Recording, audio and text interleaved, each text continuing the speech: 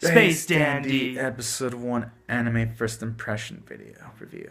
Even though it's one day late. Yes, it is. But we pretty much get a main character named Space Dandy.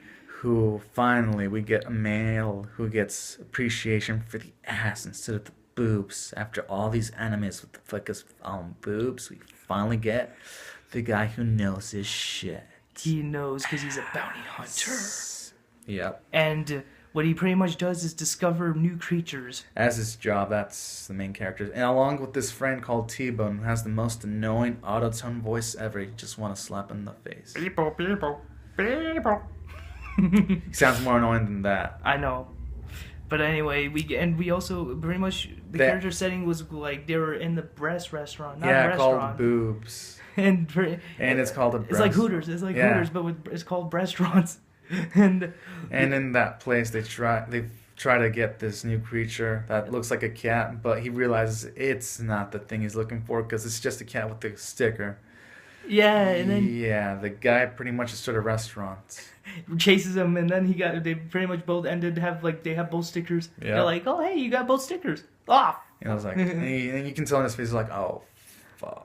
That was funny. After that, they pretty much team up with Meow because Meow tells them, oh, I can help you find new creatures. And they go to this planet where there's a lot of fucked up creatures. There's like this mech-looking thing. Yeah, and more creatures like look like a tapeworm or like a worm and like more of mixed with water. Mixed with water, and there was also what's those called? Those creatures that look like rocks, but then centipedes. It's like centipedes. There was a lot of creatures there, too many to count. Even the narrator gave up. He's like, I give the yeah. Shit. He's like, I give up. There's a way too many creatures to even name. I know. Even the narrator's funny. Like every single time he has to talk about creatures of Space Dandy, the narrator sounds even bored. But when it comes to boobs, the narrator he go all out. He's motivated. He's way more motivated. Yeah, this show breaks the fourth wall all the time. And then we also get a little bit character development actually, did it? Or not that much character development? No character development at all. Oh yeah, Are you joking? I kind of don't notice anything, but oh my god. Wow.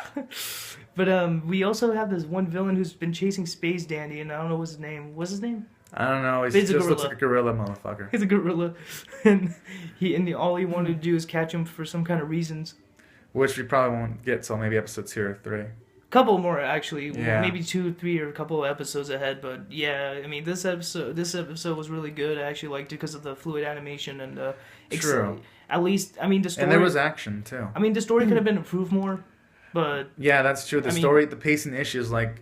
There's like this villain chasing after Space Dandy in the first episode. They spend half the episode of Space Dandy chasing around a cat with the sticker for like 4 minutes. Yeah, it was well animated, but the pacing was pretty bad. It would have been better if it would have focused on Space Dandy trying to capture creatures in the planet in the second half, and it would have been good if it would have had maybe Space Dandy interacting with the main villain, or the main villain giving his motivations. For at least, something with the character development. But yeah, we didn't get all that shit. Yeah, and we only get the animation.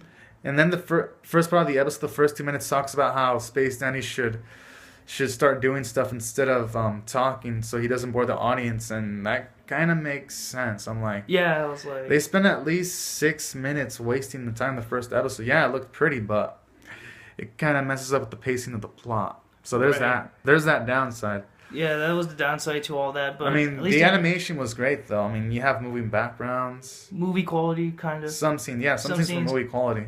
and little CGI. Yeah, but altogether it was really good. Yeah, it had a bit of good comedy. The voice acting was good. Good voice acting. Yeah, we give it an 8.5 out of 10. Yeah, that's really good. First impressive animation. The only problem that keeps it from a 9 or a 9.5 or a 10 is again the story and the pace. Yeah, the pacing's pretty bad. The pacing was like, ugh. Yeah, pretty much. But other than that, you know what to do, guys. You better, I mean, not rate, better. Comment, subscribe, and comment if you want. And we'll see you next week. Bye. I'll see you guys later. Bye.